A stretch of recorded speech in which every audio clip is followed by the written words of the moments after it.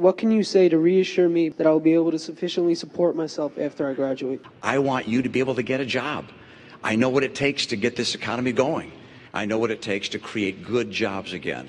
I know what it takes to make sure that you have the kind of opportunity you deserve.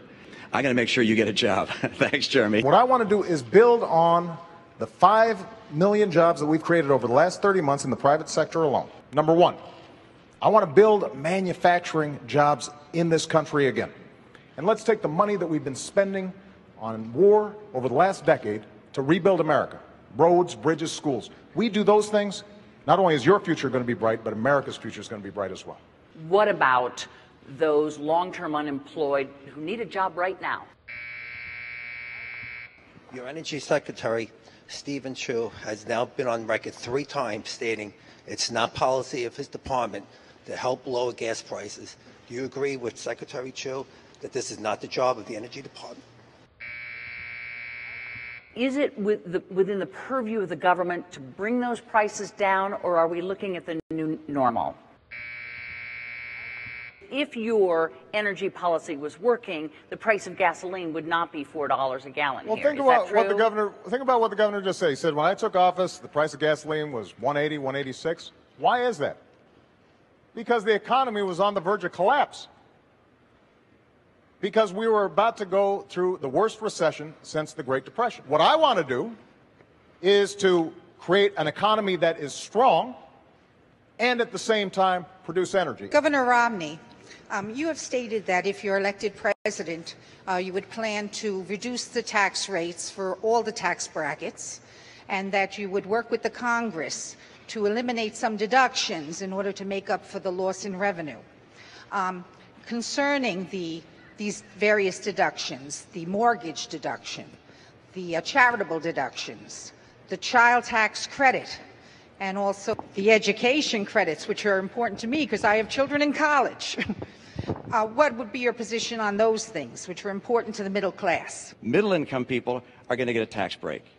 And so in terms of bringing down deductions, one way of doing that would be to say everybody gets, I'll pick a number, $25,000 of deductions and credits. And you can decide which ones to use. Your home mortgage interest deduction, charity, child tax credit, and so forth. You can use those as part of filling that bucket, if you will, of deductions. If it shouldn't add up, if somehow when you get in there isn't enough tax revenue coming in, if somehow the numbers don't add up, would you be willing to look again at a 20%? Well, of course they add up. In what new ways do you intend to rectify the inequalities in the workplace, specifically regarding females making only 72% of what their male counterparts earn? The first bill I signed was something called the Lilly Ledbetter Bill. And this is named after this amazing woman who had been doing the same job as a man for years, found out that she was getting paid less, and the Supreme Court said that she couldn't bring suit because she should have found out about it earlier. She had no way of finding out about it. So we fixed that. But we've got to enforce the laws, which is what we are doing. And we've also got to make sure that in every walk of life, we do not tolerate discrimination. That's been one of the hallmarks of my administration. I'm going to continue to push on this issue for the next 4 years. We're going to have employers in the new economy, in the economy I'm going to bring to play, that are going to be so anxious to get good workers, they're going to be anxious to hire women. What we can do to help young women and women of all ages is to have a strong economy, so strong that employers are looking to find good employees and bringing them into their workforce and adapting to a flexible work schedule that gives women the opportunities that they would otherwise not be able to afford. To help women in America get good work by getting a stronger economy and by supporting women in the workforce. Mr. President. There's some other issues that have a bearing on how women succeed in the workplace. For example, in my health care bill, I said insurance companies need to provide contraceptive coverage because this is not just a health issue, it's an economic issue for women. When we talk about child care and the credits that we're providing, that makes a difference in terms of whether they can go out there and earn a living for their family. And one of the things that makes us grow as an economy is when everybody participates and women are getting the same fair deal as men are. What is the biggest difference between you and George W. Bush, and how do you differentiate yourself from George W. Bush? President Bush and I are different people, and these are different times. And that's why my 5-point plan is so different than what he would have done. I mean, for instance, we can now, by virtue of new technology, actually get all the energy we need in North America without having to go to the Arabs or the Venezuelans or anyone else. That wasn't true in his time. That's why my policy starts with a very robust policy to get all that energy in North America and become energy secure. Number 2, trade. I'll crack down on China. President Bush didn't. I'm also going to dramatically expand trade in Latin America. It's been growing about 12% per year over a long period of time. I want to add more free trade agreements so we have more trade. Number 3, I'm going to get us to a balanced budget. President Bush didn't. And then let's take the last one, championing small business. Our party has been focused on big business too long. I came through small business. I understand how hard it is to start a small business. That's why everything I'll do is designed to help small businesses grow and add jobs. I want to keep their taxes down on small business. I want regulators to see their job as encouraging small enterprise. And President Bush had a very different path for a very different time. My path is designed in getting small businesses to grow and hire people. Thanks, Governor. Mr. President. We were losing 800,000 jobs a month when I started. But we have been digging our way out of policies that were misplaced and focused on the top doing very well and middle-class folks not doing well. We've brought twice as many cases against unfair trading practices than the previous administration, and we've won every single one that's been decided. Mr. President, I voted for you in 2008. What have you done or accomplished to earn my vote in 2012? But 4 years ago, I told the American people, and I told you, I would cut taxes for middle-class families, and I did. I told you I'd cut taxes for small businesses, and I have. I said that I'd end the war in Iraq, and I did. I said we'd refocus attention on those who actually attacked us on 9/11. And we have gone after al-Qaeda's leadership like never before, and Osama bin Laden is dead. I said that we would put in place health care reform to make sure that insurance companies can't jerk you around, and if you don't have health insurance, that you'd have a chance to get affordable insurance. And I have. I committed that I would rein in the excesses of Wall Street, and we passed the toughest Wall Street reforms since the 1930s. We've created 5 million jobs, gone from 800,000 jobs a month being lost, and we are making progress. We saved an auto industry that was on the brink of collapse.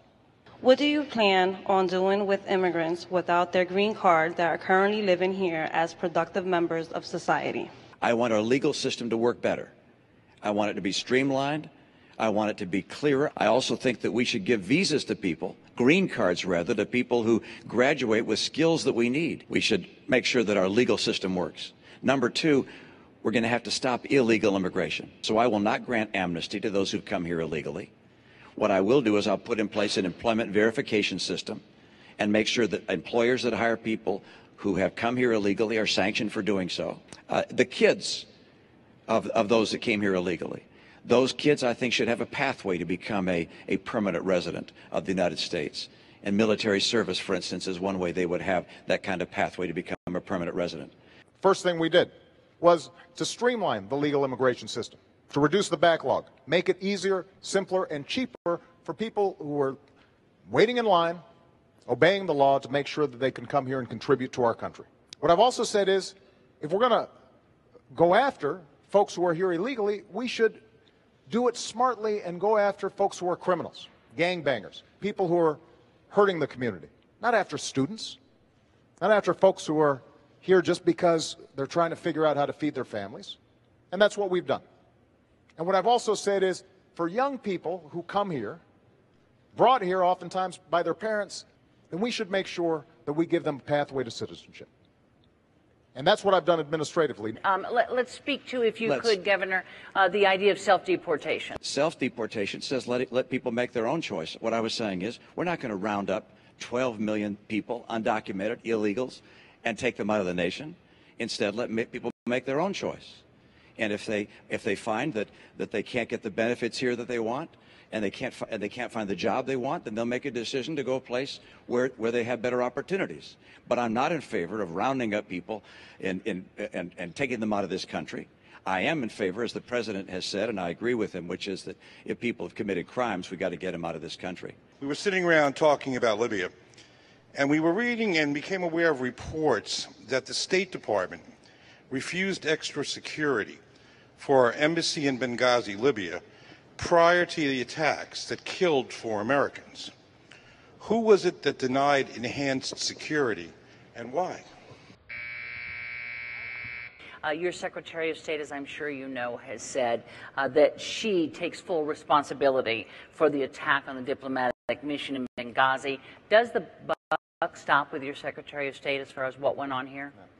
Secretary Clinton has done an extraordinary job, but she works for me. I'm the president, and I'm always responsible. And that's why nobody's more interested in finding out exactly what happened than I did. President Obama, during the Democratic National Convention in 2008, you stated you wanted to keep AK-47s out of the hands of criminals. What has your administration done or plan to do to limit the availability of assault weapons? A, we have to enforce the laws we've already got, make sure that we're keeping guns out of the hands of criminals, those who are mentally ill. We've done a much better job in terms of background checks, but we've got more to do when it comes to enforcement. But I also share your belief that weapons that were designed for soldiers in war theaters don't belong on our streets. And so what I'm trying to do is to get a broader conversation about how do we reduce the violence generally. Part of it is seeing if we can get an assault weapons ban reintroduced, but part of it is also looking at other sources of the violence. And so what can we do to intervene to make sure that young people have opportunity, that our schools are working, that if there's violence on the streets, that working with faith groups and law enforcement, we can catch it before it gets out of control. And so what I want is a comprehensive strategy. Part of it is seeing if we can get automatic weapons that kill folks in amazing numbers out of the hands of criminals and the mentally ill. But part of it is also going deeper and seeing if we can get into these communities and making sure we catch violent impulses before they occur. Governor Romney, the question is about assault weapons, AK-47s. Yeah, I'm not in favor of new pieces of legislation on guns and taking guns away or making certain guns illegal. We, of course, don't want to have automatic weapons, and that's already illegal in this country to have automatic weapons. What I believe is we have to do, as the president mentioned towards the end of his remarks there, which is to make enormous efforts to enforce the gun laws that we have and to change the culture of violence we have. And you ask, how are we going to do that? And there are a number of things. He mentioned good schools. I totally agree. But let me mention another thing, and that is parents. We need moms and dads helping raise kids. Wherever possible, the benefit of having 2 parents in the home, and that's not always possible. A lot of great single moms, single dads. But gosh, to tell our kids that before they have babies, they ought to think about getting married to someone, that's a great idea. Because if there's a 2-parent family, the prospect of living in poverty goes down dramatically. The opportunities that the child will be able to achieve increase dramatically. So we can make changes in the way our culture works to help bring people away from violence and give them opportunity and bring them in the American system. The question was about these assault weapons that once were banned and are no longer banned. I know that you signed an assault weapons ban when you were in Massachusetts. Obviously, with this question, you no longer do support that. Why is that, given the kind of violence that we see sometimes with these mass killings? Why is that you've changed your mind? The outsourcing of American jobs overseas has taken a toll on our economy. What plans do you have to put back and keep jobs here in the United States? What I will do as president is make sure it's more attractive to come to America again. This is the way we're going to create jobs in this country. I want to make America the most attractive place in the world for entrepreneurs, for small business, for big business, to invest and grow in America. Now, we're going to have to make sure that as we trade with other nations, that they play by the rules, and China hasn't. On day one, I will label China a currency manipulator, which will allow me as president to be able to put in place, if necessary, tariffs where I believe that they are taking unfair advantage of our manufacturers. So we're going to make sure that people we trade with around the world play by the rules. But let me not just stop there. Don't forget, what's key to bringing back jobs here is not just finding someone else to punish. And I'm going to be strict with people who we trade with to make sure they follow the law and play by the rules. But it's also to make America the most attractive place in the world for businesses of all kinds. That's why I want to bring down the tax rates on small employers, big employers, so they want to be here. We have to be competitive if we're going to create more jobs here. I want to make sure that regulators see their job as encouraging small business. My priority is making sure that we get more people hired. We need to create jobs here. And both Governor Romney and I agree, actually, that we should lower our corporate tax rate. It's too high. But there's a difference in terms of how we would do it. I want to close loopholes that allow companies to deduct expenses when they move to China, that allow them to profit offshore and not have to get taxed, so they have tax advantages offshore. All those changes in our tax code would make a difference. The way we're going to create jobs here is not just to change our tax code, but also to double our exports. And we are on pace to double our exports. One of the commitments I made when I was president, that's creating tens of thousands of jobs all across the country. That's why we've kept on pushing trade deals, but trade deals that make sure that American workers and American businesses are getting a good deal. And as far as currency manipulation, the currency's actually gone up 11% since I've been president because we have pushed them hard. And we've put unprecedented trade pressure on China. That's why exports have significantly increased under my presidency. How do you convince a great American company to bring that manufacturing back here? The answer is very straightforward. We can compete with anyone in the world as long as the playing field is level. China's been cheating over the years. One, by holding down the value of their currency. Number two, by stealing our intellectual property, our designs, our patents, our technology. They hack into our computers. We will have to have people play on a fair basis. That's number one. Number two, we have to make America the most attractive place for entrepreneurs, for people who want to expand a business. That's what brings jobs in. There's some jobs that are not going to come back because they're low-wage, low-skill jobs. I want high-wage, high-skill jobs. That's why we have to emphasize manufacturing. That's why we have to invest in advanced manufacturing.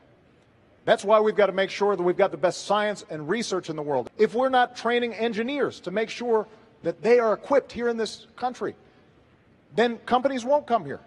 Those investments are what's going to help to make sure that we continue to lead this world economy, not just next year, but 10 years from now, 50 years from now, 100 years from now. Thanks, Mr. President. What do you believe is the biggest misperception that the American people have about you as a man and a candidate? Using specific examples, can you take this opportunity to debunk that misperception and set us straight? I care about 100% of the American people. I want 100% of the American people to have a bright and prosperous future. I care about our kids. I understand what it takes to make a bright and prosperous future for America again. I spent my life in the private sector, not in government. I'm a guy who wants to help with the experience I have, the American people. My passion probably flows from the fact that I believe in God. And I believe we're all children of the same God. I believe we have a responsibility to care for one another. I served as a missionary for my church. I served as a pastor in my congregation for about 10 years. I think a lot of this campaign, maybe over the last 4 years, has been devoted to this notion that I think government creates jobs, that somehow is the answer. That's not what I believe. I believe that the free enterprise system is the greatest engine of prosperity the world's ever known. I believe in self-reliance and individual initiative and risk takers being rewarded. But I also believe that everybody should have a fair shot. And everybody should do their fair share. And everybody should play by the same rules. Because that's how our economy's grown. That's how we built the world's greatest middle class. And I want to make sure that the next generation has those same opportunities. That's why I'm asking for your vote, and that's why I'm asking for another 4 years. President Obama, Governor Romney, thank you for being here tonight. On that note, we have come to an end of this town hall debate.